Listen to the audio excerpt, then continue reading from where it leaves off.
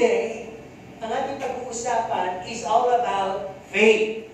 Sino may faith? Amen. Dali ang kilin. Pero ngayong umaga, iskrinin nga natin. No, tingnan nga natin mabuti. Pusisahin nga natin mabuti yung ating pananampalataya. So ito yung ating pamagat. Kanino nakasalig ang faith mo? Kanino nakasandal? Kanino naka-focus? Kanino nakasalig ang faith mo? So we have three verses here, 2 Corinthians 5:7, Galatians 3:11b, at Hebrews 11:6a. Sa aking babasahin yung B and A, ano po? Pero sa ating mga references, siguro ay mahaba. So let's go on 2 Corinthians 5:7. Sapagkat nagsisilakad kami sa pamamagitan ng pananampalataya, hindi sa pamamagitan ng paningin. Galatians 3:11b. Sapagkat ang ganap ay mabubuhay sa pananampalataya. Hebrews 11:6a. At kung walang pananampalataya, ay di maaaring maging kalugod-lugod sa Kanya. Amen po ba? So, pananampalataya, meron tayo niyan. Kasi nagsimula yan sa paniniwala. Kung hindi kayo naniwala doon sa nabasa, naginig, o shinare sa inyo, hindi naman kayo tumanggap. Di ba? So, hindi kayo nakumbinse. So, tinanong ko na yung unang tanong ko. Sino may pananampalataya? Amen. Lahat. Ang pananampalataya mo ba ay nag-a-activate o gumagana sa kapanahunan ngayon? Amen. Sagot lang kayo po. Kung hindi sigurado, sasagot. Ano po? At isa-isahin naman natin ito ngayon. Ang sabi, paano mo isasalarawan o i-describe ang pananampalataya mo, relay doon sa mga klase ng pananampalataya pinakita sa Biblia, sa iba't ibang klaseng istorya. Di ba? Sinong kilala yung character sa Bible na may dakilang pananampalataya sa lumang tipan? Ayun, si Abraham, di ba? Sa bagong tipan. Ay, ang dami sa bagong tipan. Di ba? Si Pablo, tama, pero napakarami niyang naisulat. Okay, tuloy tayo dito. Sabi, ang pananampalataya mo ba ay naging progressive? Na mula sa paniniwala ay naging isang pag-asa sa hinihintay sa mga bagay na hindi nakikita. Naging gano'n na ba yung paniniwala mo? Pag-asa na siya at may pag-aantay. No? Ang sabi din dito, kanino mo itinutuon, pinopokus ang pananampalataya mo? Kasi minsan, yung iba ay pastor, iba sa kapatiran, iba sa panahon, sa pera, sa marami. Pero sabi nga, kanino mo pinopokus siya? Yung faith mo. Sabi dito, yung bang assumption mo, yung parang palagay mo, ay higit ba na mas matibay na kaysa sa pananampalataya mo? Kasi iba pag sinabi assumption, may kasama kong yun ang alam ko yun ang narinig ko yun ang talagang mangyayari. Di ba? Kahit wala ka ng panalangin, wala ka ng basihan sa salita ng Diyos, nag-aasal ka lang. Okay, ang sabi din dito, do you walk? Naglalakad, do you walk and live by faith? Ang buhay mo ba ay andun sa paglakad sa pananampalataya, pamumuhay sa pananampalataya, at hindi lang doon sa nakikita? Dapat magsanay tayo dyan. Diyan pa tayo pinagsasanay ng Panginoon. Na sabi, mabuhay tayo hindi sa nakikita, kundi sa pananampalataya. Kaya pag sinabing dadalhin kita sa langit, ituon yung inyong mga paningin sa mga bagay na nasa itaas. Parang ang hirap. Kailangan pala ng pananampalataya para makakita ka. Okay, sabi dito, do you want your faith to grow? Amen. Diba? Alam. Okay lang tingin ko ito, gusto mo bang lumago ang pananampalataya mo? Amen. Dapat pala Tagalog ko. Kasi po itong aking sermon, English to. Lahat, Tagalog ko lang. Kasi mas madali ko siyang binabasa ko na English, Tagalog ko siya deliver. Okay. Ang unang bahagi natin, sabi, without faith, it is impossible to please God. Kung walang pananampalataya, napaka-imposible na ang Diyos ay mapaluguran mo. Di ko ba? Alam niyo na ibig sabihin nung please, kung kayo magalang sa magulang, alam niyo ibig sabihin nung. Di ko ba yung mga anak na magalang sa magulang? Yung mga bisita ninyong sinisita, ginagalang, alam niyo ibig ko sabihin, ng word na please. Di ba? Pagka ikaw ay, hindi ito yung kababawan na pag may hinihingi ka, nagdebeg ka, please naman, hindi gano'n. Kundi yung sa lahat ng bagay, malulugod ang Diyos sa'yo. Alam mo? So sabi, faith must be applied in all of our dealings with God. Lahat pala ng dealings natin sa Panginoon, kinakailangan lagyan natin ng pananampalataya. Kaya hirap yung ibang Kristiyano, wala kasing faith. Ano po, ang nangyayari sa kanila, bahala na. So imbis na faith, faith nakapalaran ang nangyayari. At imbis na faith, faith ang nangyayari. Kasi nung sinubok, nagalit. Nung sinubok, tumalikod. Nung sinubok, nawala. Pero sabi nga dito, lagyan natin ng pananampalataya. At ang sabi, He's always testing our faith. Pag may faith ka, lagi kang susubukin ng Diyos kung talagang genuine yung pagtitiwala mo sa Kanya. Kaya sabi dito, through allowing such, pinapayagan ng Diyos na ikaw ay magkaroon ng trials, temptation, magkaroon ka ng pagsubok, mga tukso sa buhay, at magkaroon ka ng tinatawag na persecution, magkaroon ka ng pressure, yung parang ginikipit ka, yung parang kinakahimura ka, yung parang hinahama ka, pinapayagan ng Diyos yan. And even discomfort, pinapayagan ng Diyos na makaranas ka ng parang ikay na nagkakaroon ng pagkabalisa, nagkakaroon ka ng tapon, at mga difficulties, kahirapan, at kahit mga difficult people, pinapayagan ng Diyos na ma-encounter mo yan. Pinapayagan ng Diyos ang mga kaibang sirkumstansya sa buhay mo. Sabi nga, at narinig natin, hindi nagbabago ang Diyos. Sirkumstansya na nagbabago. Okay, ano pa? Pinapayagan din ng Diyos na magkaroon din sa bitak ang mga relationships. Pinapayagan din ng Diyos na magalaw ang mga financial sources mo. Pinapayagan din ng Diyos na minsan mag-lower down ang mga businesses mo. Pinapayagan din ng Diyos na even to the fullest and darkest days of your life, na para bang nararamdaman mo, wala siya, malayo siya. Pinapayagan ng Diyos siya na ang faith mo ay magkumahog. Na lalo kang magtiwala, hindi lalo kang mawala. Tandaan po ninyo, napakahalaga. Sabi dito, so we must display our faith in all of those being mentioned. Yung lahat ng sinabi ko na yun, applyan nyo ng pananampalataya. Mamaya sasabihin ko sa inyo, paano papagtibayin ang pananampalataya mo. May illustrations tayo dito. Nasabi, ang pananampalataya ay katulad ng isang bag na lagi mong dala saan ka man pumunta. Ikaw man ay magta-travel o magja-journey. Sasabihin mo bang hindi mo kailangan ng bag? Abay, halimbawa, bigyan niyo ako ng size ng bag. Pupunta ka sa mall. Gano'ng bag kalaki dadalhin mo? Maleta ba? Shoulder bag. Carry bag sa malaki. Ano po? O, yung tawag na pouch, di ba? Kung pupunta ka sa Amerika, shoulder bag ba? Maleta. Di ba? Kaya yun. Ganon din yung pag-a-apply ng faith. Minsan may mga circumstances na kailangan dagdagan mong malaki-malaki talaga yung faith mo. At meron namang circumstansya sa buhay mo na kaya mo nang paniwalaan na kahit ganun lang kaliit. Di ba yung pitaka, kaya naman niya maglaman ng libo-libo, tiklopin mo lang mabuti. Di ba, pag sabihin yung pitaka maliit, ang barya lang.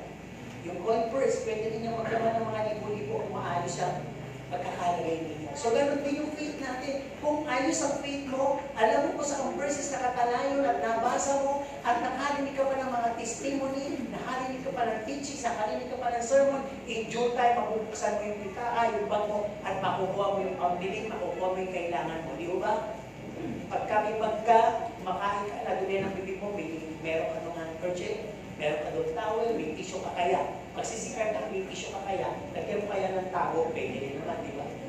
Nabibiling tabo yung tiklo, ayun pala. Yung parang plato, pag ginanon mo, tabo na, di ba?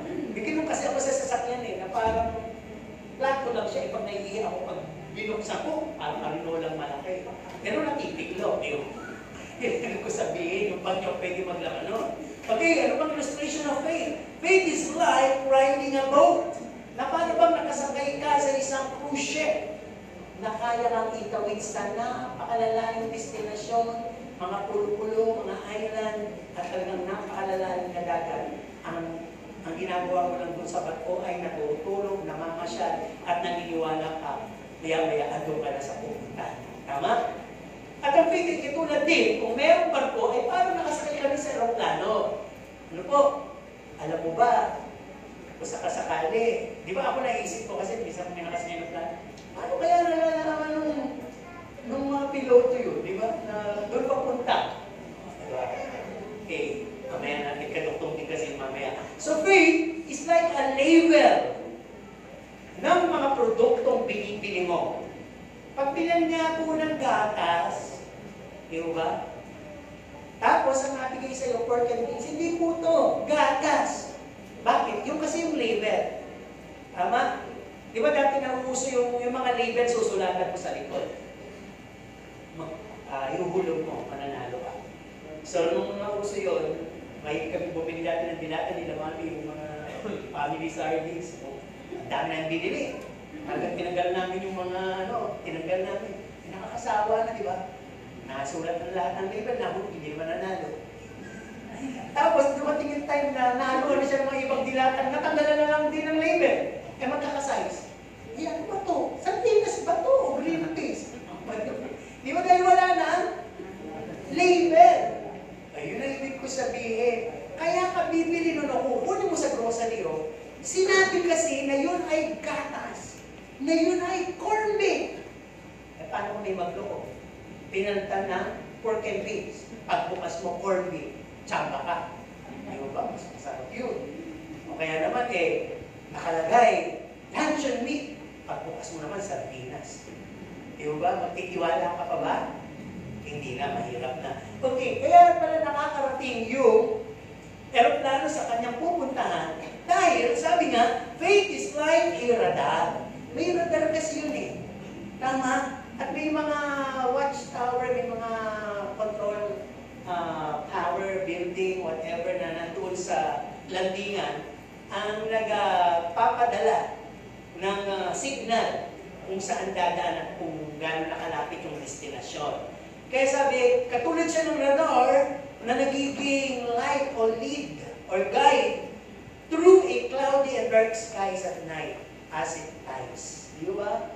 Yung maglakbay kasi ng plano ng maga, okay pa yun Kita mo pa, di ba? Yung gabi na. Tapos kumukulog-kulog pa. Di ba? Parang hindi masyadong maganda. Okay, tuloy na tayo. Pangalawang bahagi. Nagpaliwanag ng tayo yung faith. Her faith must lie o nakasalig sa. Ito na yung ating title. Ang sabi dito, para pala ang ating faith ay talagang tumibay, magpatuloy. Ang sabi, our faith must lie o nakasalig on, number 1, God's sovereignty. Ano daw? Ano yung sovereign? Sovereign God.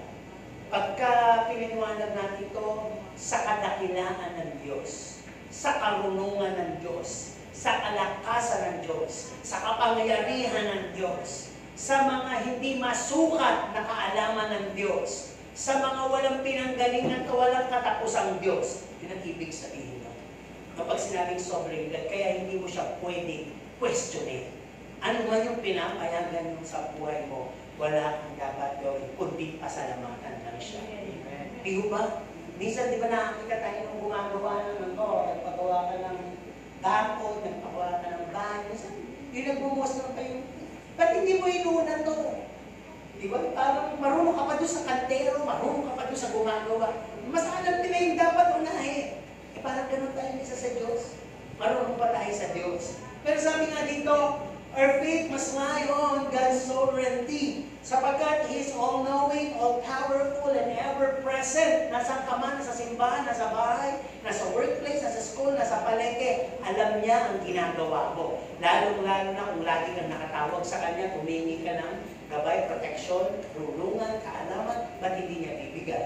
Simple lang naman yung mga bagay niya sa Kanya. Ano ba? Nasabi, alam niya what's best for you, for us, in an appropriate time. Bakit wala pa? Ako yung mayaman. Ba't di ako nakakabili ng ganito? Bakit wala ka to? Wala kang ganito. Yung ano man yung wala pa sa buhay mo, alam ng Diyos kung kailan. At alam din ng Diyos kung ibibigay niya o hindi. Sa tamang panahon o sa hindi na talaga panahon na ibigay sa'yo. Ang dapat lang na gawin mo ang kasalanan. Di ba? Kasi pag talaga nakita ng Panginoon di ba? Kasi may mga bagay na pag pinangunahan mo, ay meron din po siyang mga consequences. Di ba? At ang sabi din dito, He knows what's best. Sabi nga, we cannot demand or question God's more, lalong-lalo na God's move and intervention. Move and intervention. Pag siya na'y kumilos, pag siya na'y nakailan, hindi mo pwedeng tanungin. Bakit ako hindi nakapasa? Ba't hindi ako nanalo? Ba't hindi ko na-achieve? Ba't hindi kami kumita? Ba't hindi kami nakarating? Di ba minsan may mga bagay na nasisiraan, di ba? Yung pala may mga waiting accident, kaya pala gano'n. Yung pala may gagalaw sa iyo doon, may mananakit sa iyo kaya hindi ka na pinapunta. Di ba? Maaaring may mapapahiya ka lang doon, kaya hindi ka nanalo. Di ba? O maaaring na magyayabang ka, lalaki ulo mo, makakalimutan ng Panginoon, kaya dinisapprove niya. Maraming pwedeng bagay. For God knows the beginning and the end. And we're talking about faith. He is the author and finisher of your faith. Kaya yung taong faithless o walang faith, mahilig gumawa, kumilos, sumakbag na hindi naaayon sa nais ng Diyos. Pero pag may faith ka, you go along. You serve with the ways of God's temptation and trials, hindi ka na out of balance, tuloy-tuloy lang. Mas malaki ang alon, mas lalo kang nakakapag-serve. Parang agila, mas malakas ang hangin, lalo kang nakakapag-serve, nakakapag-glide, at lalo kang nakakita ng mga fresh target. Ganun kasi yung faith. May ability, may effort, hindi pwedeng hinihintay, at ang faith ay hindi lang puro sayo. Meron pong lesson lagi na binibigay o gusto ng Panginoon malaman mo. Kaya pinapa-ascribe niya, sinasabi niya, sikapin mo magkaroon ka ng faith. Di ba sabi, faith without work is dead. Kaya napakalaga na malaman natin. Kung sinasabi natin may faith tayo, kanino nakasalig? Nasabi, we must be persuaded that God is able. Kung may mga bagay kayo na hindi ninyo hawak in control, mga bagay na para bang natatakot kayo about future, mga bagay na pinipressure kayo, mga bagay na nagdudulot ng anxiety sa inyo, di ba nakita niyo yung si Doc Willie Ongay? Di ba? Kung sakaling mangyari sa inyo yung gano'n, anong mga nangyayari sa kanya ngayon? Natatakot siya. Ngayon, matapag siya, nagsasalita siya. Kung bibigyan ako ng isang araw, iaalay ko sa Pilipino, sa Pilipinas. O, matapang siya ngayon na sabihan yung mga korap na politika. Di ba dahil sabihin ko, pakulong nyo kayo, mamamatay na naman ako. Di ba? Kaya ibig sabihin, pag may faith ka, lahat yun pagdadaanan mo, and you can pass through that trials and temptation. Kung mamamatay ka man, magpapasalamat ka. Dahil sinabi na yan, at minsan lang naranasan ni Pablo, sinabi niya, to live is Christ and to die is gaining. Ano ba? Pag nakasanig sa sovereignty of God ang faith mo, nasabi, we must learn to bow to His will. Sino dito ang sumusunod sa kalooban ng Diyos? Dapat alam niyo kung totoo yan. Baka kasi yung kalooban niyo ang nasusunod. Alam niyo naman yun kung kalooban niyo yung nasusunod. You cross over, you go over God's will. At alam niyo din kung ano yung nangyayari sa buhay niyo. Hindi nyo ma-deny, pero hindi nyo mag-testimony yan. Pero binigyan tayo ng Diyos ng wisdom and knowledge, to know it, to discern it. Okay, ang sabi ni dito, pag sinabing nakasalig sa sovereignty ng Panginoon in everything that concerns your life, or happening in your life, whether it be good or bad, whether it be better or worse, ano man yan, sabi ng ko kanina, relationship, circumstances, business, sources of blessing. Ang sabi po sa 1 Thessalonians, di ba? In everything, give thanks. Pag nagawa mo yun, yun yung faith. Doon pa lang. Okay? Pangalawa, Our faith must lie o nakasalig on, number 2, God's love and mercy. Naniniwala ba kayo na ang Diyos mahal kayo? Nahabag sa inyo? Pagka nahabag pa naawa nananakit. Sa bagay, yung pinapayagan ng Panginoon, hindi naman physical na siya ang gumagawa sa atin. Di ba? Kaya lang nagiging gano'n ang level o antas ng mga pinagdaraanan natin. It's because tayo na rin po ang gumagawa o kumikilos sa sarili natin. Let's have some situation. Let's talk about Joseph the dreamer. Di ba lagi nasa sermon ni Pastor Luz? Sabi dito, as God allows those injustices, experiences of Joseph. Ano ba to? Ano ba mga injustices? Diruin mo, pinagtulungan ka ng mga kapatid mo, pinagtulungan kang patay. Hindi naman natuloy dahil pinangyela. Binenta ka. Nung binenta ka, nagsipag ka, hinangaan ka, pinagkatiwalaan ka nung amo mo. Gumawa ko dahil sa biyaya ng Diyos, kasabay yung biyaya ng Diyos. Gumanda yung katawan mo, gumawa ka. Tinukso ka naman, no? Asawa ng amo mo. Na hindi mo naman ginalaw, pero dahil hindi mo ginalaw, pinagbintangan ka, nakulong ka sa hindi mo pagkakasala sa injustices. May natulungan ka sa kulungan, ang tanging sama mo lang alalahanin mo ko at sabihin mo naman kay Parao, kinalmutan. No? So, sabi, anong ibig sabihin nun? Hindi ba iniibig ng Diyos o hindi ba kinakawa ng Diyos si Jose? Alam niyo kung kakatulad ito, pag sinabi, kasi tinitingnan nila yung habag ng Diyos doon sa circumstansya na yun. Apply natin ito lagi. Pag sinabing God's love and mercy, alam niyo yung anak niyo, magiging ako niyo, kabilang na dun Hindi ka pa lumilitaw sa mundo, bayad na yun. Noted na. Kaya nga sabi, nasa tiyan ka pa lang ng magulang mo, pinagplanuhan ka na. So that happens in the life of Joseph. Alam ng Diyos yun. Paliwanag natin, he's up to something. Lagyan natin ng open and close parenthesis. Ano yun? Character development.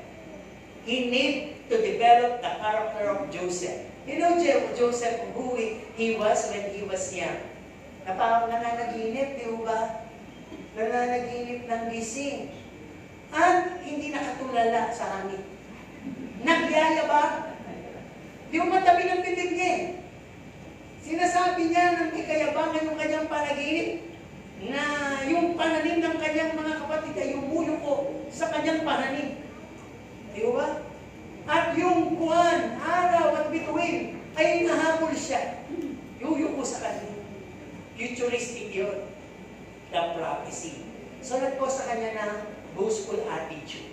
Nag-cause sa kanya ng ito, hindi mo ganun ka-extreme. Pero may tendency na, kung pinayagan ng Diyos sa tuloy-tuloy mangyari yun, it could end up into a kind of, sabihin natin nakakilala sa Diyos, pero alam naman natin sa Old Testament, ang daming kings, prophets, and even man of God na na-deceive sa huli. Tama? So kung pinayagan ng Diyos na magtuloy-tuloy lang yung very fine life in the life of Joseph, baka wala, hindi natin nakita na katipo pala siya ni Jesus Christ. The life of Joseph is a kind of time ng buhay ni Kristo. Katipo siya sa typology studies namin sa Bible School. Maging-tuloy tayo. Ano ibig sabihin? Na-develop ang character ni Joseph? Yes, it is. Ang sabi, God has made Joseph more loving and forgiving toward his brothers who done him wrong.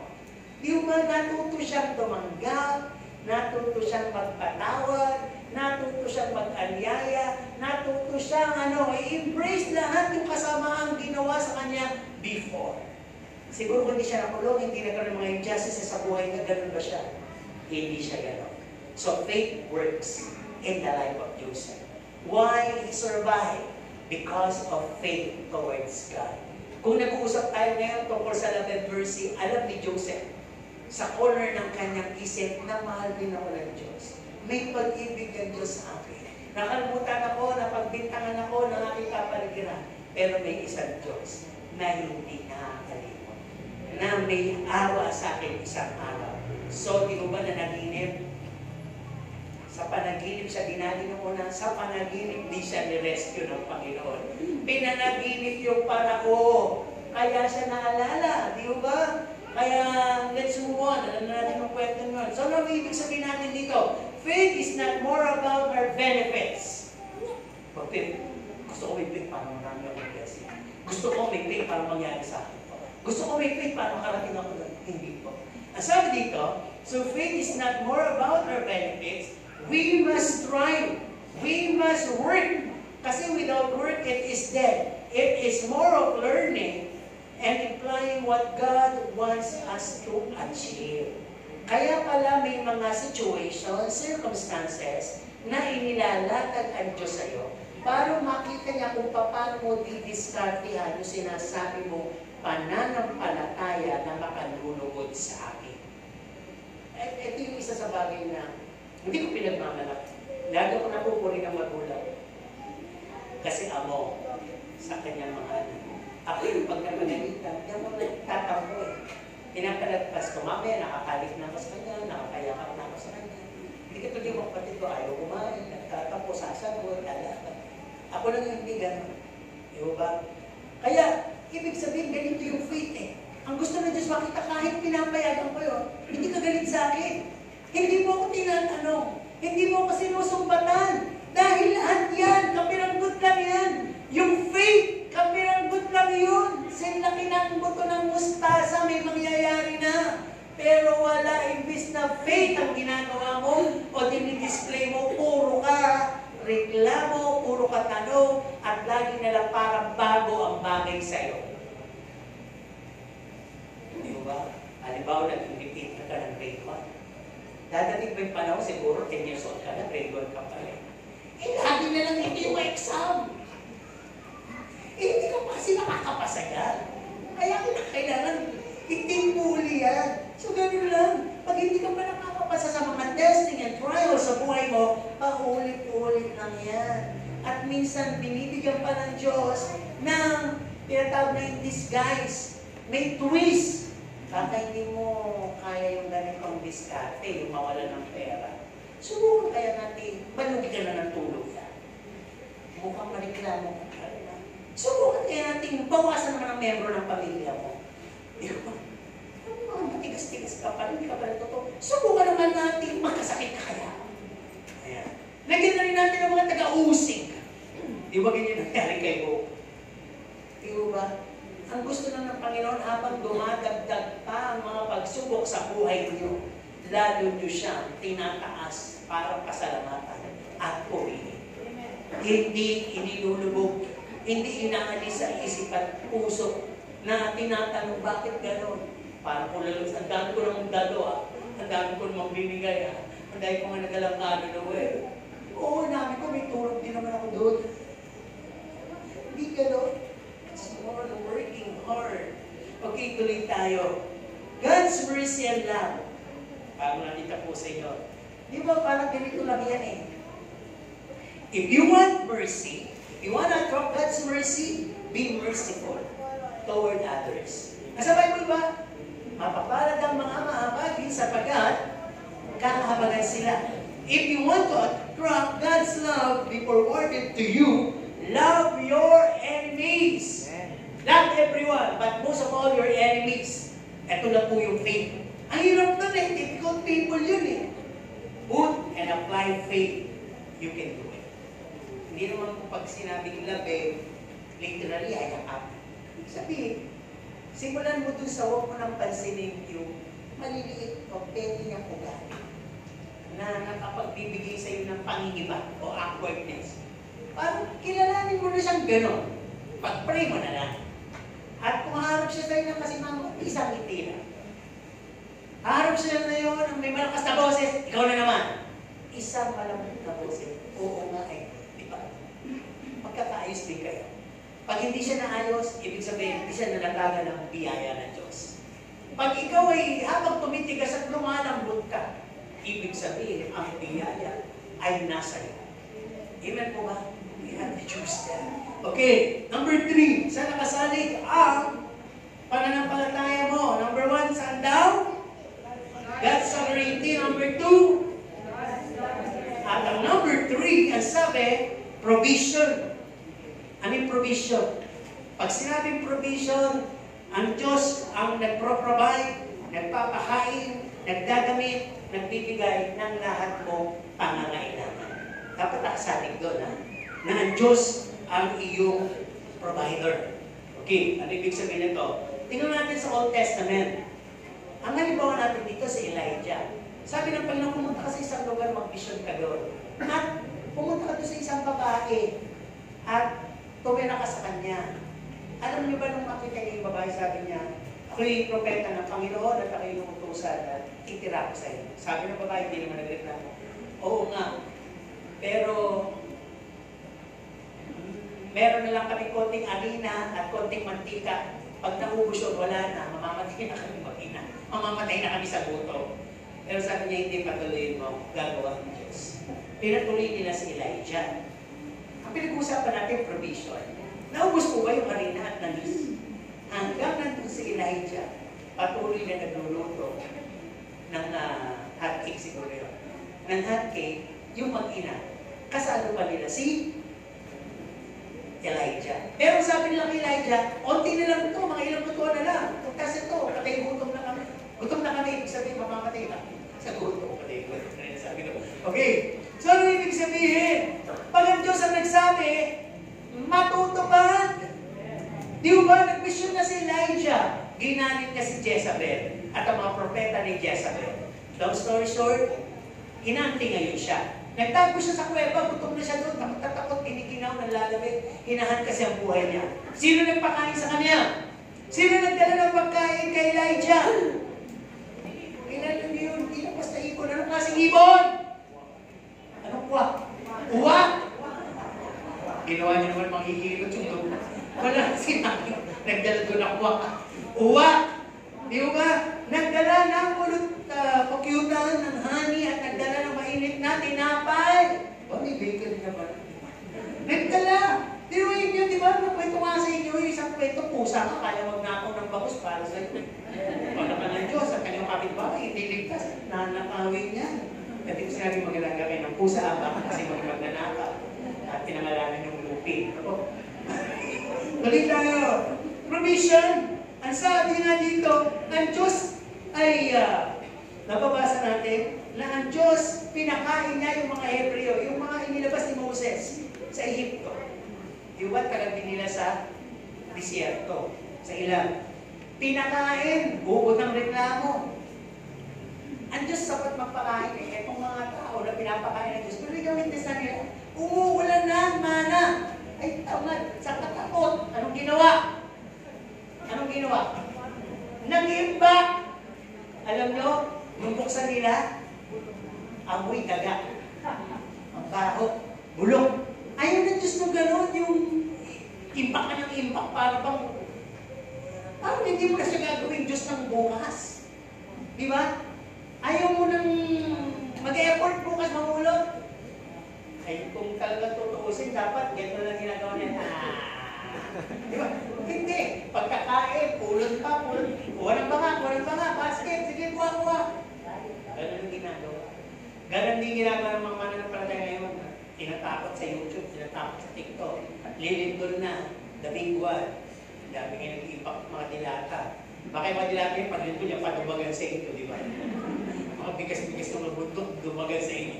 Isang mananampalataya namatay. Nadagan na ng kanyang mga pinabili. Big one issue yan. At tingnan natin mabuti. Ang sabi, pag ang Diyos ay nangako magpakain, magpapakain siya.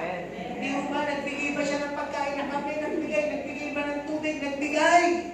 Kung tutusin, dapat malapit na yung journey nila. Pero wala po silang pananampalataya sa Diyos. Para nawalan. Ubod nga kasi sila ng reklamo. Ubod sila ng dami ng sumbat. Bakit mo pa kami nilabas? Dapat di mo na kami nilabas. Kahit alipin kami doon. Kahit kami nagugutom, minsan kumakain pa rin, pero meron kami kalalagyan ng libingan. Luruin nyo yung pagbinanggit. Meron kami paglilibingan. Mahal ka pala sa kanila yung gano'n, parang karangalan pa.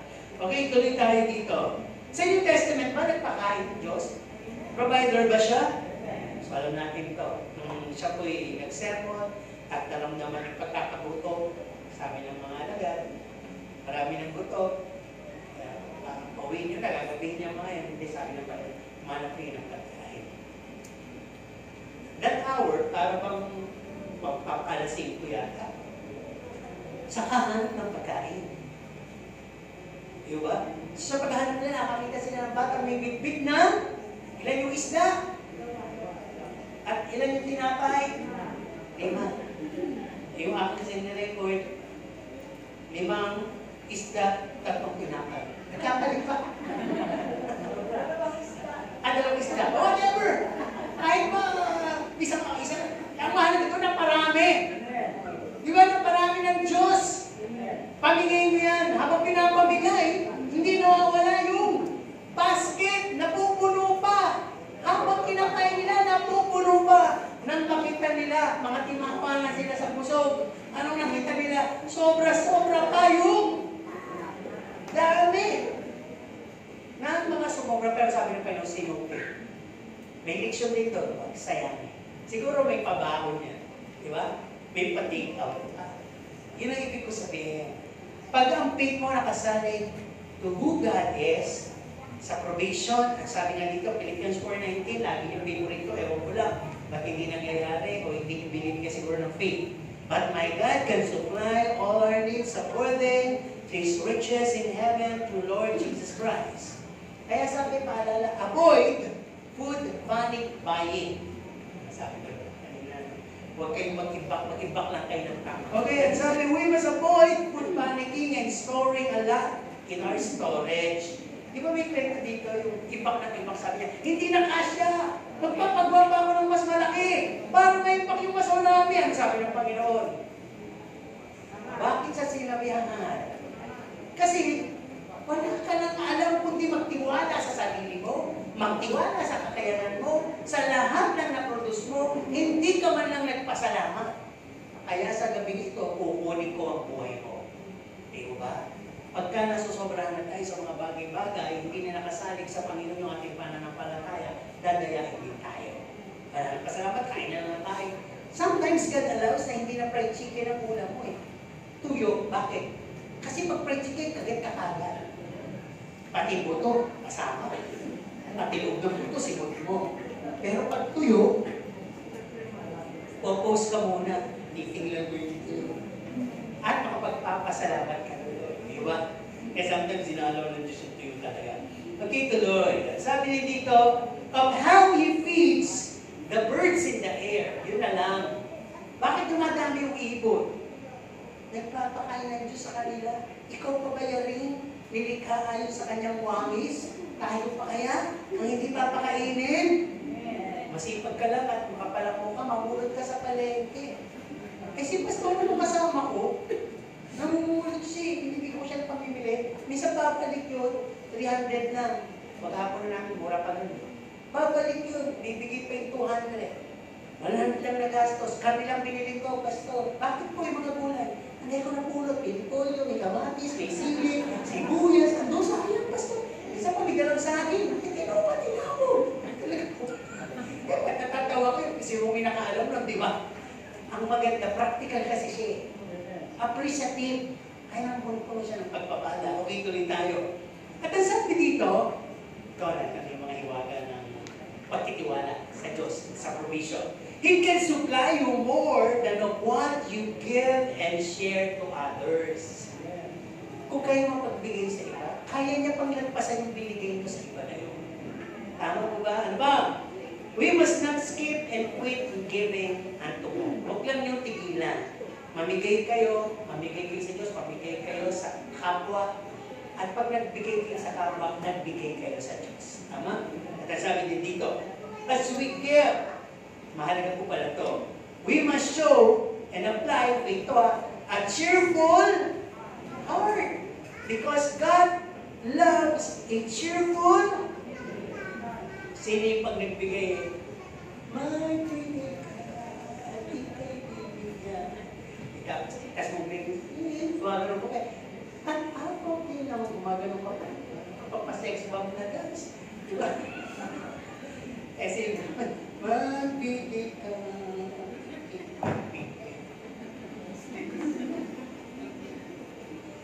Pag-isa pa. Lungkot na lungkot ka. Nakatapyasan ang budget ko. Imbis na siksik-liklik at umaapo pa. O naku, natapyasan na naman ang budget ko. Diba? Bakit pinabaliktad yung kanta o yung application? Okay, we're talking about placing our faith towards God's provision. Yung hindi mawawala sa isip po ng Diyos ay provider. No matter what. Ano ba? God is not interested in what you have given more. Nagbigay mo na tayo sa ganung kalaki. So what? Nagsuli ka lang. Diba? Mas interesado ako sa naiwan sa'yo. Alam mo ba yung makipagmalaki? Di ba na-mention lang kayo ng isang kinilang tao? Ano kaya kung pagdating mo sa buhay na walang hanggan, talagang pinakilala ka ni Jesus sa kanyang ama? Dapat kung anak at alin na. Diba? Tanggapin mo. Dalawa lang naman yun. Ay, nagpakilala ka. O, ipahiya ka. Ipahiya ka. Sino dito nag-i-enjoy na pinapahiya siya? So sa panahon ngayon, hindi naman gano'n ang Panginoon eh. Hindi tayo iiyahin. Paparangalan tayo. At alam po ba ninyo, pinaparangalan na kayo ng Diyos ngayong panahon sa harap ng kaaway. Na yan na yung anak ko. Tapat yan. Di ba? Naniniwala kayo? Wala na magsubok. Ba't ang pinakaiba mo kayo? Diba? Nakita ni Satanas na si Job. Uubod ng dami ng pagpapala at pinagpaparangan siya ng Diyos. Kaya ano sabi ni Satanas? Kek ka lang yan. Sinasamba. Punong-puno naman pala ng pagpapala. Tanong, sinong gusto ng pagpapala? Manda kayo. At talagang darating sa inyo maraming pagpapala na walang sukat, silid, kalagyan. At yung susunod, hindi ko na alam kung ano at paano kayo ay pagpaparangal ng Diyos kay Satanas. Basta ihanda nyo lang. Amen. Pag-aralin nyo na yung buhay ni Job. Hindi ko naman sinabing mag-ahit kayo ng ulo, maglagay kayo ng abo. At hindi naman siguro yung tutulog ng Diyos na magkaroon kayo ng usong sakit ngayon. Ano yung usong sakit na yun? Monkeypox. Ayaw na Diyos ang magmumukha kayong unggoy. Pinaghalong unggoy at logo. May monkeypox kasi, di ba? Kano nangyari kay Job, ano? Pigsa, bukol, sa buong katawan, sa lahat ng kasulok-sulukan, sa sobrang magtiumiga na siya sa abo. Ano sabi ng asawa ng mga kaibigan? Sumpain mo na kaya yung Diyos mo, nang patayin ka. Pero si Job, nakapagsalita siya ng konti, pero mas dinakila niya ang Panginoon. Kaya, of all his losses, despair, loneliness, and loss, mas binigyan ng Diyos ng tinatawag na justice. Mas gumanda, mas dumami, mas nag-multiply, mas nag-bless ang buhay. Because of faith that God is our provider. Okay, tuloy dito. Masabi dito, pagka pala nakasalig ang faith mo, that the Lord is your provider, o doon yung faith mo nakasalig sa provision ng Panginoon, you will be applying to yourself to be a good steward of money, time, food, and everything that will not be wasted. Hindi porke pinagpapala ka, tapon ka dito, tapon ka doon, sayang ka dito, sayang ka doon. Nakarinig na ba yung kayo nung uyog, tapon, maraming naguguto.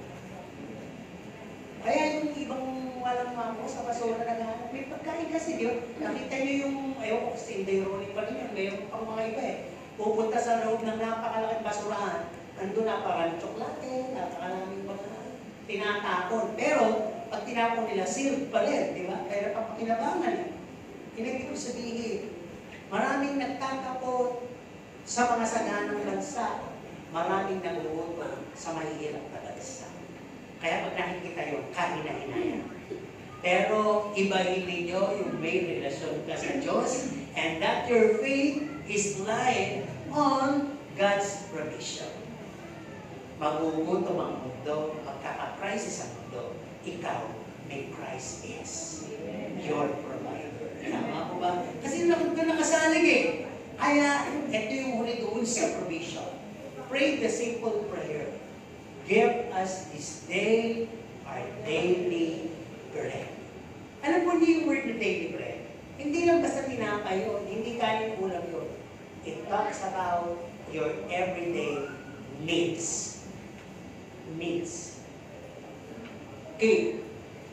Kung sa una, sabi dito, saling natin ating faith sa sovereignty ni Lord, sa pag-ibig ni Lord, at habang sa provision ni Lord. Pang-apat, isalin natin sa kanyang salita.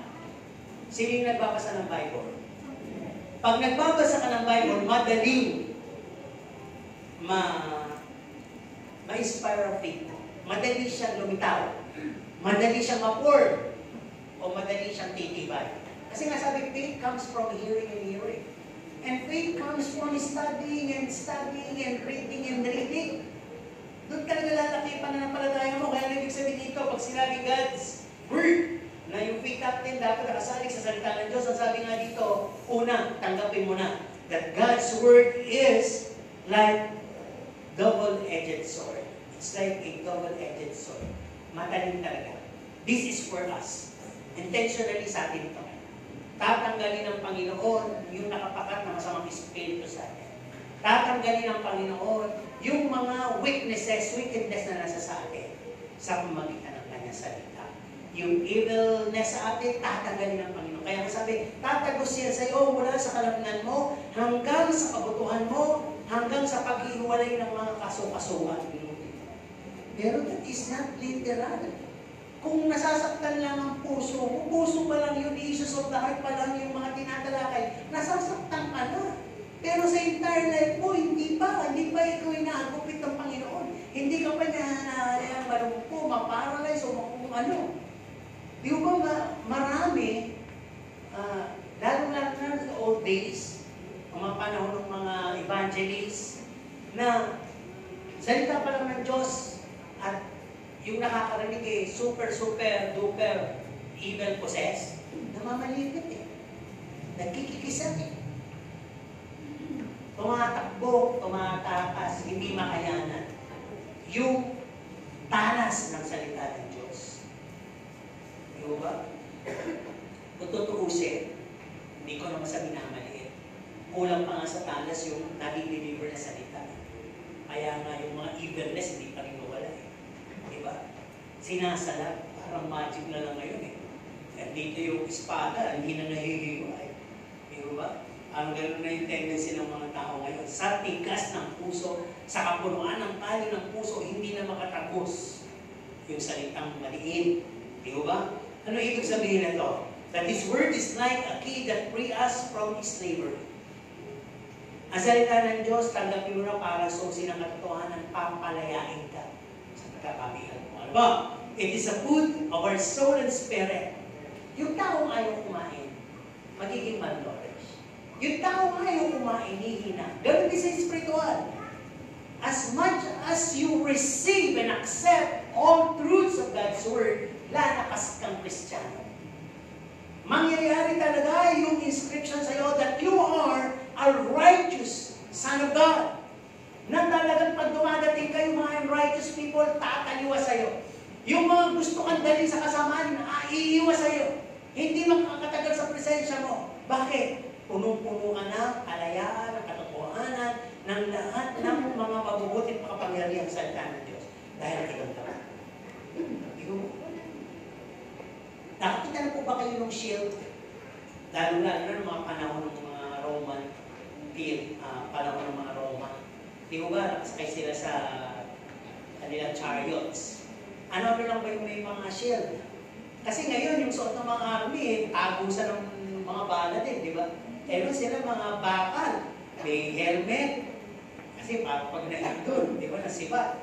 At talagang may helmet na protection siya dito. The rest, wala na kasi kahit tamakan man sa itan, malayo siya dito, kaya ka. Pero yung dito talaga na may masaselang bahagi ng katawan, ay talagang merong protection. Yung salita ng Diyos, pag tinatanggap mo sa buhay mo, magiging mo siyang shield. Tandaan niyo, hindi tayo ang magkakaaway sa loob ng church. Tayo'y inuhubog ng Diyos nang magkaroon tayo ng spiritual weapon para pag inatake tayo ni Satanas o ng mga Satanas na nakaloob sa mga kapatiran natin, hindi tayo kagad-kagad tatablan at matitiso. Hindi tayo maghihina. Tagumpay ang laban. Amen po ba? Because the battle belongs to the Lord. Pero pag inangkin lang natin yung away-away natin, makita niyo, uubos tayo. Bakit? Eh tayo nagsiraan, tayo nag-ilitan, tayo nagsumbatan, tayo nagkaroon ng mga walang pag-ibig dito. Ay inalisan natin si Jesus sa gitna natin. Inalisan natin yung kapangyarihan ng salita. Hindi na tayo nag-apply ng pagpapatawad ng pag-ibig. Tayo lahat. Diba? Kaya napakaganda na nakasali ang ating faith sa salita ng Diyos. Pagkain siya ng ating kaluluwa at espiritu.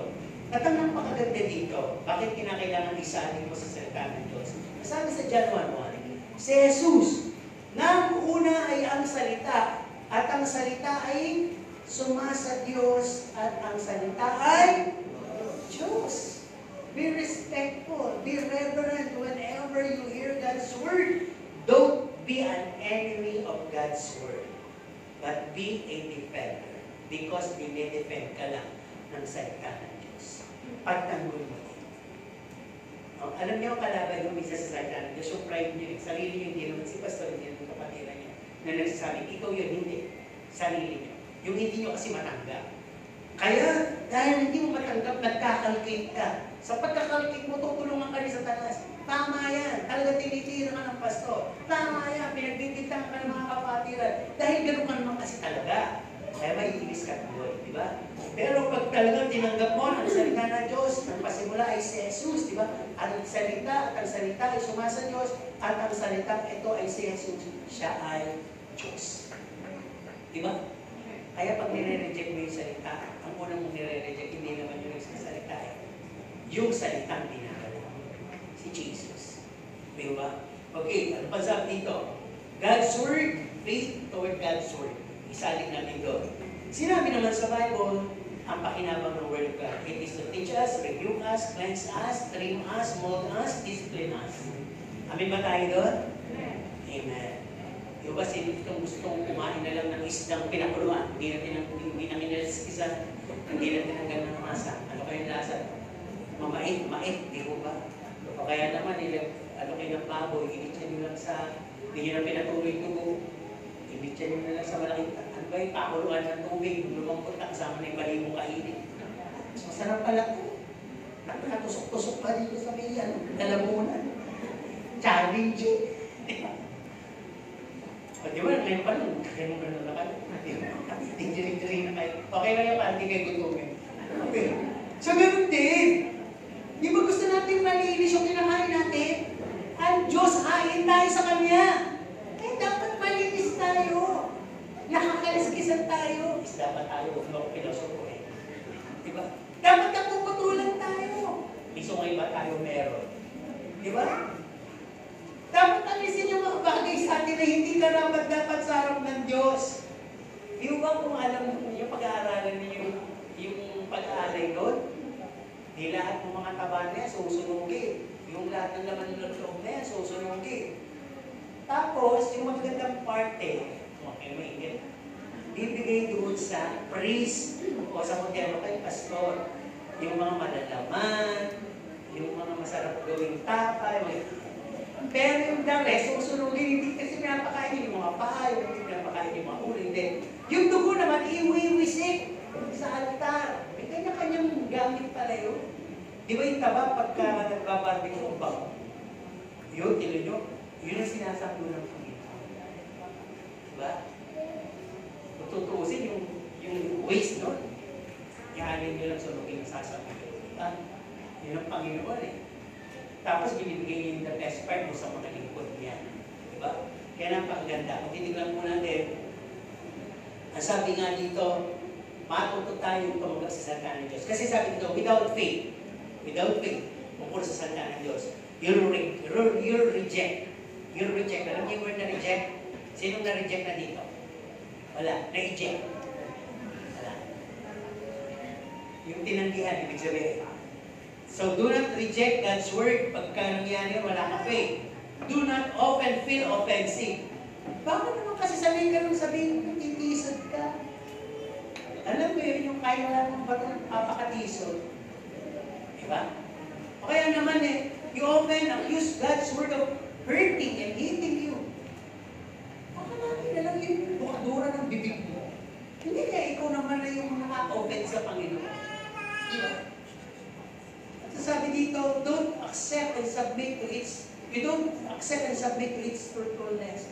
Totoo na at palalayain ka pero ayaw mong tanggapin. Nagmamalinis ka. At ang sabi dito, you'll develop an itchy ears. Pag ikaw ay nakadevelop na ng itchy ears, you will become choosy. Hahanap ka ng preacher, hahanap ka ng messenger, hahanap ka ng church na mag-fit in sa lifestyle. Yung pupurihin ka lang kahit mali ka. Yung accepting ka na kahit may sungay ka. Yung aalagaan ka kahit kambing ka. Diba? Yun yun. Totoo naman yung sinasabi ko.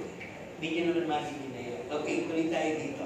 Kung sabi, you'll become an enemy of God's word. Meron bang gano'n? Meron.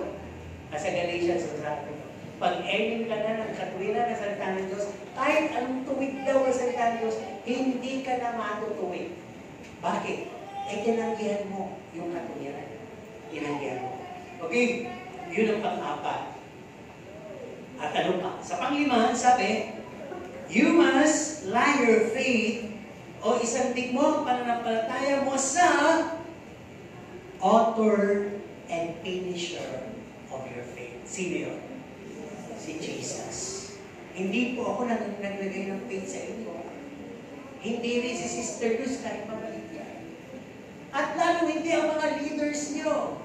Lalo hindi din itong church na to. Ang Diyos ang nagpasimula sa inyo ng faith na yan. Ang Diyos na. Kaya magkakaroon kayo ng issue kay pastor, titisod kayo. Hindi ako nagsimula niyan. Huwag kayo matisod sa akin. Kung katisod-tisod ako, katisod-tisod kapatid niyo, huwag kayo matisod doon. Hindi sila ang pinanggalingan ng faith mo. Ang faith, hindi yan winawasak. Si Satanas ang wawasak na hindi yung kayo ang wawasak. Ako niyo, yung tao naglalabong. Pag gusto mong magalit ang ginagawa, pinakasag mo yung sarili mo, kasangkaman, para ma-express mo yung galit mo. Parang ganun ang gagawin mo pag galit ka. Dahil napakamang ka sa salita ng Diyos, nahil ka sa salita ng Diyos. Hindi naman yun na nagbigay ng faith sa'yo A-apply mo pa lang yung faith. Yung mga salitang narinig mo, pagkabat masakit, a-apply mo pa lang ng faith na, Lord, kaya kong magbago. Ako yun. Faith yun. Pagtanggap, faith yun. Kaya sabi nga dito, paano yan? If God planted it in your heart through hearing the Word of God, the Holy Spirit will water it to grow. No? Siya ang author, siya ang magtatapos. Paano nangyari ito? Habang tumatagal, nagiging sanga na nakadikit sa vine ni Jesus Christ. Isa kang sangang mabunga sa liwa, nilalabasan ng mga dahon at bunga. Pero meron dito, beware. Tandaan mo, meron din namang sangang nakadikit pero tuyo. Ibig sabihin, hindi dinadaluyan ng tubig ng Holy Spirit. Hindi nagbubunga. At hindi siya kaloob. Wala siyang pwedeng bigay ng gifts o pleasure sa lahat ng gustong makitas. Wala Anong ginagawa doon? Pinuputol yun. Tinitipon at sinusunod. Kaya kung titignan po natin dito, the honor and perfecter of our faith is none other but Jesus. Sa number 5, faith must not be connected to the wrong input. Ano ibig sabihin na? Yung pinili mo appliances, pang one time na. Sinaksak mo sa 220, ano mangyayari? Sunog yan. Pag ang pananampalataya mo, isinaksak mo sa church na kinabibilangan mo, o sa fellowship, kay pastor, sa leader, sa kapwa membro, sa blessing lang, sa pera, sa relasyon, sa worldly aspect, sa prince of the world, lahat yan. Pag doon lang nakasaling ang faith mo, you will fall. Mawawala. Mawawala. Pero kung doon ko isasalig sa nagpasimula at tutulong sa'yo, sa Philippians 1 verse 6, He who began a good work in you will be able to complete it. Maniwala ka lang. Ngayon, you are God's construction project. Katulong niya ang Holy Spirit na nire-reshape ka, nire-remote ka, nire-rebuild ka. Magpa-under construction ka. Sabay, nalagyan ka ng bintana to see the view. Ayaw ka ng bintana. Gusto ko kulong. Nilalagyan ka ng chimney para facing out. Ayaw ko lang. Gusto ko lang kulong. Ganun ba? Pag kayo wala kayong kinonsider na architect, nagpapakuha kayo ng gusto nyo modernong bahay, magandang usong bahay kayo. At magre-relay kayo doon sa naisip nyo na, gusto ko kayo na. Lagyan mo kayo ng bintana sa flooring. At sa, pintuan doon sa kasalit, pintuan doon. Okay. Nakita sa talagang sinadya naman doon sa FBS, sa isang lugar. May bahay na, baliktad yung makakawawa. Yung bubungan nasa baba, di ba? Tapos yung pinakababa ng bahay ng nakataas. Pwede ka pumasok, tapos baliktad lang ng gamit. Lalakad ka sa buo, yung mesa nandun, yung ilaw nandito. Di ba? Gusto nyo ba na ng bahay? Paano ba tutulog sa kama? Limitali. Di ba? Gusto ko kasi kakaiba eh. Tandaan niyo po, nire-reshape kayo ng Panginoon. Author siya. Siya ang finisher. Siya ang spiritual architect, engineer. Siya ang planner, master planner. Siya ang gagawa para maging mahusay, maganda at ganap kang Kristiyano. Pa-reshape, rebuild, remold ka sa Holy Spirit. Sino nagsasabi dito, okay na siya, yung itsura niya. Okay na po ba yung itsura niya na yan? Sasagot ko na naman yan, wala na magbabago. Ito to. Pagdating sa langit, ano lang yan? Sino yung gusto pagdating sa langit, wala nang pulbo? Sumagot yung mga medyo, mama na, pinakanuan ko. Alam mo, sabi, may bumali sa akin, hindi na makakit. Pastor, gabi mo nakakabasa. Yun nga, wish ko, sana bumata ako, di ba? Lahat naman tayo eh. Wish bumata, di ba? Sino nag-aalaga ng mukha? Yung iba, pag hindi nyo nalagaan yung mukha nyo, pagdating nyo ng 50, lolo na kayo o lola na kayo. Diba? Kaya natin binigyan ng Diyos ng mga sources. Tubig, may maginagos ka. Diba? Para gumanda yung aura mo. May pulbos, magpulbos ka. Bakit yung maputi? Nagpupulbos ka. Ba't ako? Yung mga kandero mo, mauling. Kaya minsan napatayin mo sa mukha mo. Hati-hatihan ba? Diba? Kung kaya niya, may sikreto siya, kumati siya, tanongin mo. Bakit ang ganda mo? Pwede naman, di ba? Meron dito mga kapatid, nagtatanong na gano'n, anong ginagamit mo? Pag kayo naman tanong ng tanong at nagkakaroon ng butlik, tigilan. Baka hindi hiya na sa inyo, di ba? Minsan may nagtanong ang dami kong peglat sa mukha, ano pang pwede kong ilagay? Isa lang naman alam ko pwede sa peglat Sebo di macho, di ba? Ewan ko kung binili, di ba? Pero ang the best talaga dyan, tubig. Okay? At Holy Spirit yan, para tayo yung magkaroon maganda aura. At higit sa lahat, by faith din pala yan. Isipin mo lagi, naglilingkod ka sa Diyos, at ang naglilingkod sa Diyos ay magkakaroon ng fountain of youth sa buhay niya. Lahat ng amen. Kawa kayo ng Diyos. Di ba yung ko sa natin? Kapag ng Diyos, may awa ang Diyos. Mawala din mga ringkal sa yan. Balik ko sa tanong kanina, hindi kayo sumagot. Sino dito gusto maging banat? Yung banat na banat talaga iskin niya pagdating sa langit. Yung tuloy ito. Ulitin mo yung tanong kasi baka, di ba, anong wish mo? Di ba, may mga nag-wish niya, mali yung kakapigkas niya, yun ang yan sa kanya. Di ba, ito tanong? Sino gusto dito? Ang bumata, maging banat, pagdating sa langit? Alam mo ba? kayo, pagdating kayo sa langit, bukuluban pa rin kayo. Gusto nyo? Bukuluban may pakpak. Okay. Kasi pag gusto mo talagang pumalat at nakarating sa buhay na walang hanggan, baka magulat ka. Lord, nawala yung tamos ng ilong ko. Gusto mo balat eh. Ipinahanap ko mabuti. Kaya kung ano kayo ngayon, pakontento na na. Ha? Okay, baka naman natatandaan nyo, ha? Balik tayo dito. Hindi kailangan naka-input sa mali ang pananampalataya. Kahit ako ay pushing it away. Huwag sakit ang faith din. Huwag palanga. Agawan lang kayo, nasabihan lang kayo na kung ano-anong mula. Hanga na kayo. Kahit ako sabihin ko pa yung pinamagandang pagkaan sinunod kung hangaan. Hindi ka hanga-hanga yun. Sa Diyos lang ang kanyang salita ang hangaan. Siya na nagsasabi na totoo. Amen? Sa huling bahagi, pero mahanga. Signs and tendencies of growing in dying faith. Sino dito ang buhay ang kanyang pananampalataya? Pwede naman kasi paniniwala lang, kaya buhay na buhay ka, di ba? Pero, sinabi ko na kanya, ito ududusan ni Mang Yo. Para maging spiritual. Ngayon, punta tayo dito sa senyales na namamatay, natutuyo na ang pananampalataya. Ito pala yan. Number 1, kapag ikaw ay nakakaramdam na ng katamaran, ikaw ay nakakaramdam na ng panlalamig. No? Parang ang Panginoon option na lang sa'yo. Kaya nito tulad mo yung Ephesian Church.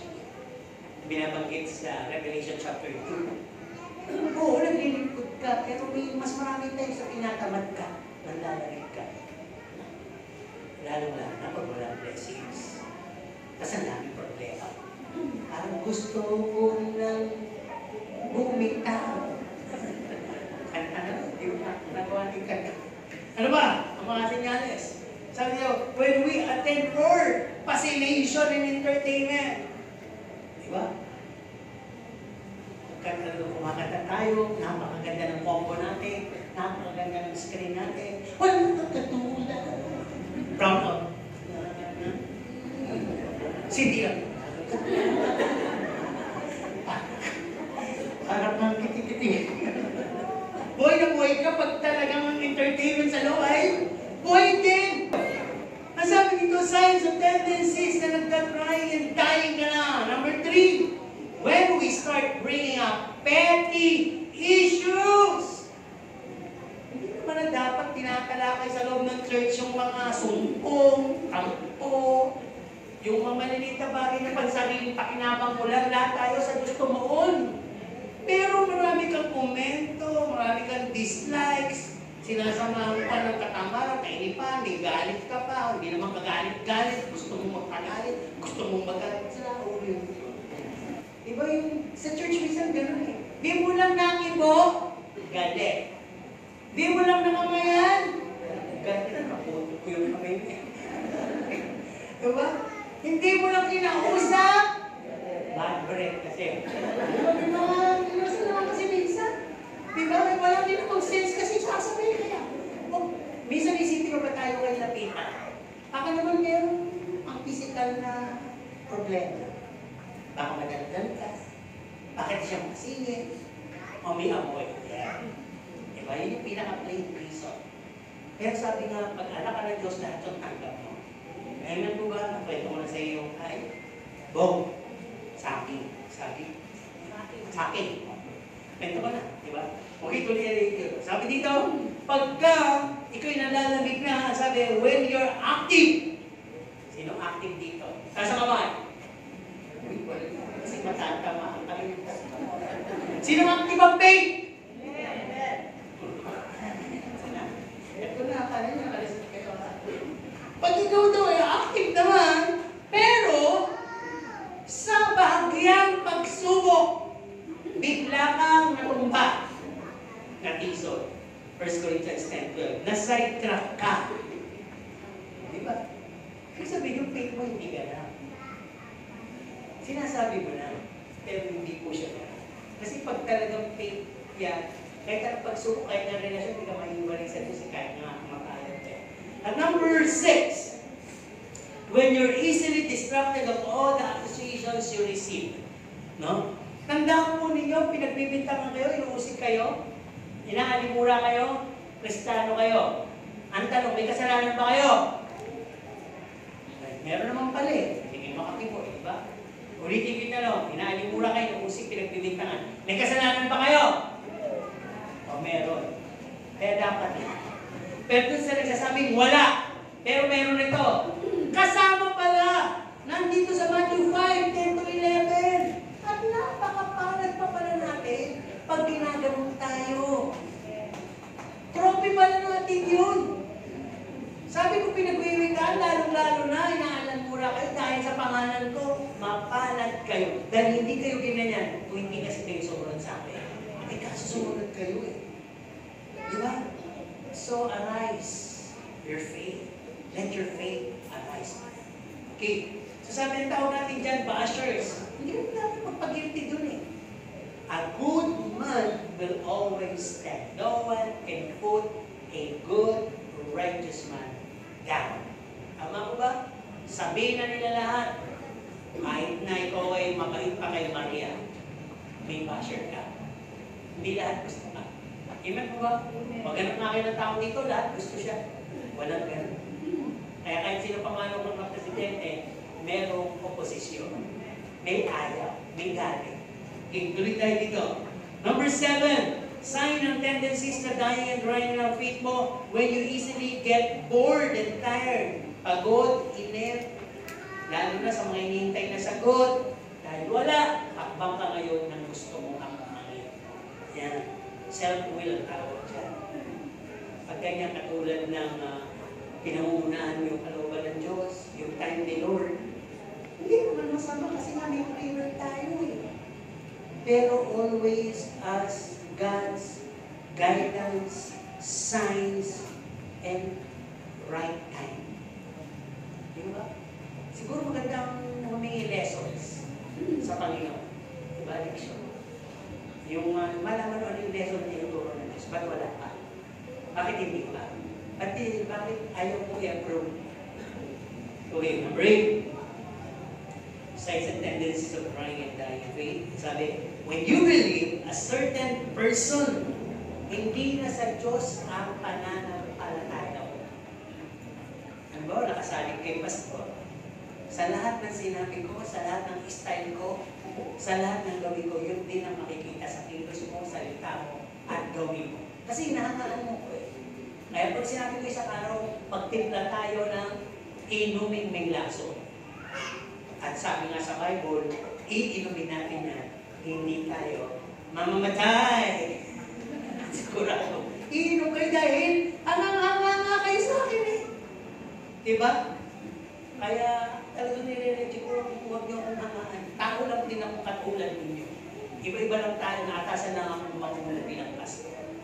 Pero marami din mga pagkakamali bilang tao. Diba? Elaboration of God's Word, spreading of God's Word is just my ministry. God still has a lot of things to do in preparing my attitude, constructing my attitude, my behavior, and everything. Marami pa. Wala pang nakarating doon sa perfection. Amen po ba? Pero salamat sa graces and faith and connection na meron tayo sa isa't isa. We can go on. Diba? Parang tayo kasi sa barko na wala tayong pwede itapon eh.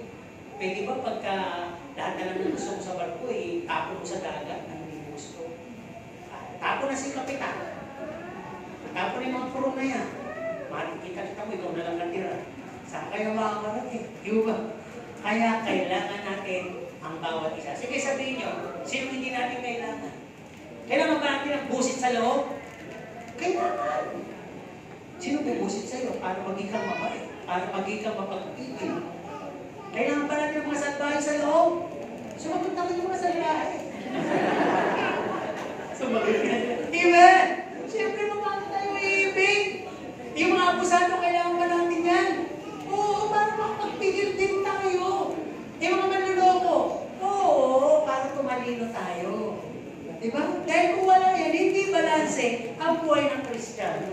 Ano ba, niniwala na lang kayo sa salita at kanta na ang buhay ng Kristiyano ay masayang tunay?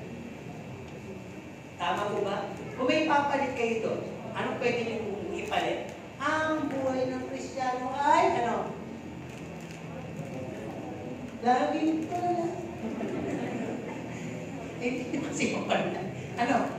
Ang buhay ng Kristiyano ay laging may pagsubok, ngunit nagtatagumpay sa tulong ni Lord. Diba? Pero hindi na po masaya. Okay. At sabi din dito, paano nalalaman na ikaw ay nalalamig at natutuyo? Ang sabi, when nothing change within you. Walang spiritual change. Suplado pumasok, masuplado pa kayo. Buhusin. Mas kapusin-pusin pa. Kasi ang sabi dito, dalawa lang yan eh. Better or worse. Kaya kayo makakanotis niyan. May nabago. Alam niyo yung tao makritik, yung konting kibot may sinasabi sa kapwa. Kami tumayo. Beware kayo dyan. Maraming issue yan. At mga personality insecurities. Pero yung tahimik ko talaga. Akin na lang yung critic ko. May naman nakakatulong. Kasi pag nire-critic ako, ako lang nag-active ng sarili ko. Bago ka mag-critic, tingnan mo ko, wala kang ka-critic-critic. Diba? Katawan niyo sa tanggil, critic, like, dislike. Dahil mo dislike, baka mas marami kang dislikes. Diba? Ganoon lang yan, pag marami kang dislikes, mas marami kasi sa'yo. Okay? Kasi kung wala kang dislike, wala ka talagang dislikes. Hindi sisimbol sa puso mo yun, dahil wala kang ganoon. Tama? You are a master of comment because a lot of comment can be seen in your life. Pero pag wala kang comment, wala ka rin comment ka din maano sa sarili mo. Diba? Ito mo eh. Okay, let's go. Ano sabi dito? Hindi ka lumalago, nagdadry ka. Ang faith mo pag ganito na. When you feel isolated, na-isolate mo yung sarili mo, discriminated, para bang api ka, rejected, para bang tinatanggihan ka, and you entertain Satan's lies and bullies you, insecurities yun. Oh, pangit ka naman eh. Wala ka nang kasing alam eh. Wala kang talento. Hindi ka magaling. Pag in-entertain mo, tala ka. At sigurado ako nagsasabi mo si Satanas lang. Hindi, Pastor! Hindi namin itong system. Yung system, tulang ni Satanas yan. Dinukuban na. Pero si Satanas ang nagsabi, ayaw ka magaling dyan. Diba? Tama po ba? Dahil pag natanggap mo yun, you'll be able to love kung sino yung nagsabi. Pero galit ka sa nakalungkot. Okay, last point. Magkaapat na bahagi, replicas of faith. Ano po ba ibig sabihin ng replica? Yung hindi afford makabili ng original. Ang bibili mo ay yung replica o class A, class B, class C. Hindi ganun pala. Katulad ka mukha. Pero may pinagkaiba sa konting tahi. Sa tatak, sa pinagkapitan ng tatak. Sabi pag imported niya, nandito tatak niya sa bibig. Wala dito sa tatak. Yun ang iba ganyan. Kami imported na mga t-shirt, kung sa ukay, wala kang makita basta dito lahat. Dito, basta sa mahaba. Yun talaga yung mga legit. Hindi, kaya iba-iba dito, dito tumitingin eh. Iba nga, hindi na tinatanggal yung label eh. Suot-suot nakalabas. Tinatalik ko pa yung presyo eh. Hindi niya nakaloko siya. Binili ko 1.5 yung presyo. Eh sa ukay, ano lang, 50 lang yan. Original pa. Ano tawa sila yung ukay yan? Okay. Replicas of faith. Anong ibig ko sabihin? Replicas. Imitation of the original, substitute of the original. So, balikan lang natin. Ang Holy Spirit ba replica? Hindi. Diyos din siya. Hindi siya replica. Kahit sinabing kahalili, hindi siya replica. Kasi baka ang Holy Spirit ba replica? Wala, hindi siya replica. No? Etong faith pwede maging replica. Ano ibig sabihin? Check nga ninyo, ka-look alike, ibig sabihin. Di ba sa, showtime may ka-look alike? O, di ba? Mas, ka-look alike, pero mas mura. Parang yung original. Yung original yan, 30,000. Eh, yung replica, 1.5 lang. Kamukha. Sabi nga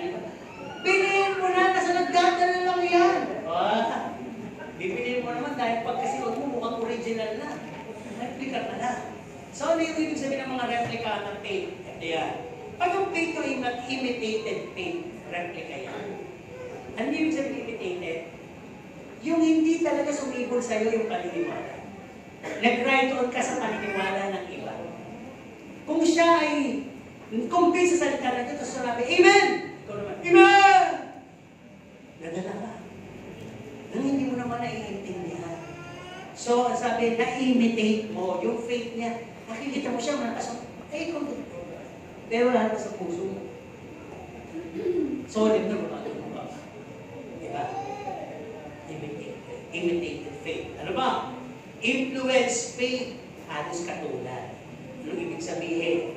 Para bang sympathizer ka? Ano ibig sabihin ng sympathizer?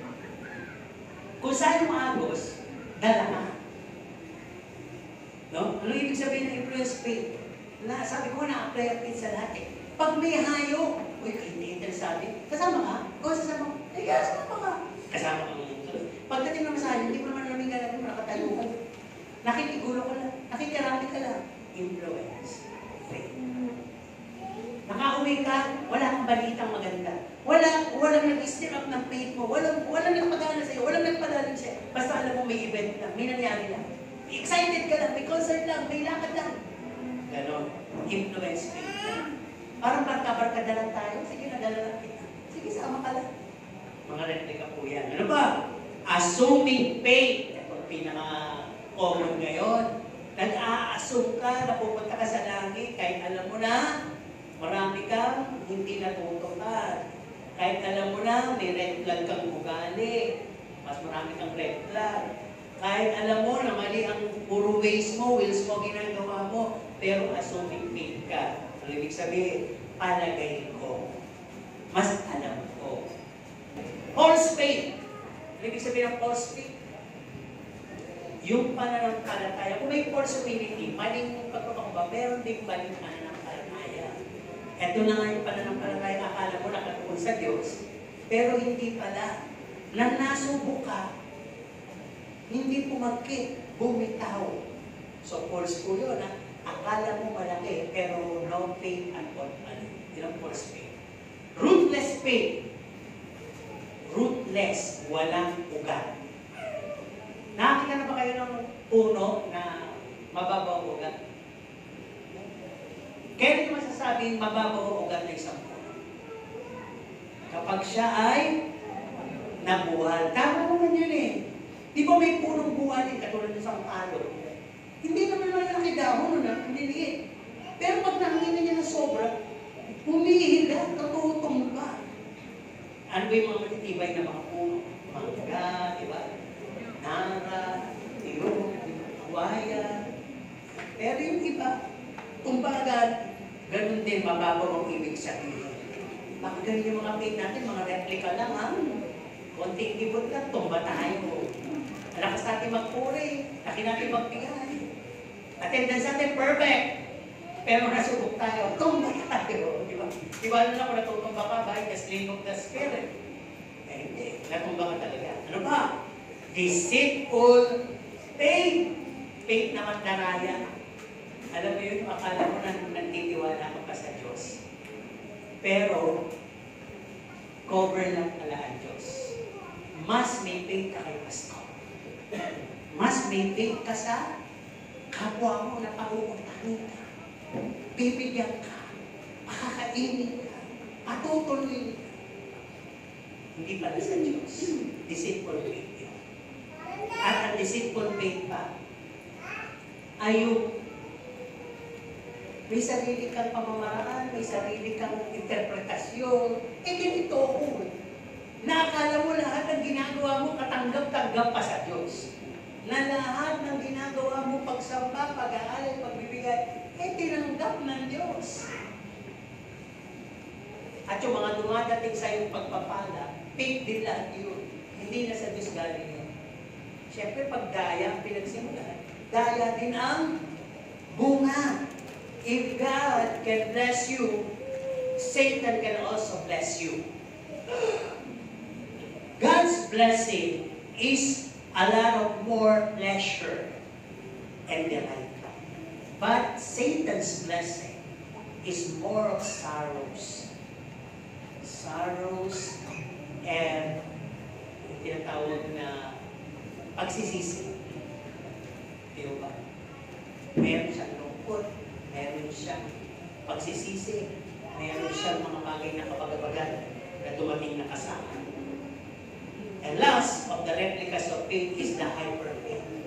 Karamihan, hyper-faith. Nakakakita na ako ng taong ganito eh. Parang baliw na pagkakalan. Bakit? Inom tayo, wala naman. Sarap. Talagang binless ako ni Lord. Diba? Tapos, may bayad na ako. Yung nasabi, no? Saan? Ayan. Ba't di mo sakyan? Basta. Ayoko. Ano yun? Yun yung hyper-faith. Diba? Na, kaya naman iinom ako ng aksido, bubus ako ng gasolina. Huwag niyo ako lilibig, mabubuhay ako mag-live. Marami ang buwan. Hyper-faith.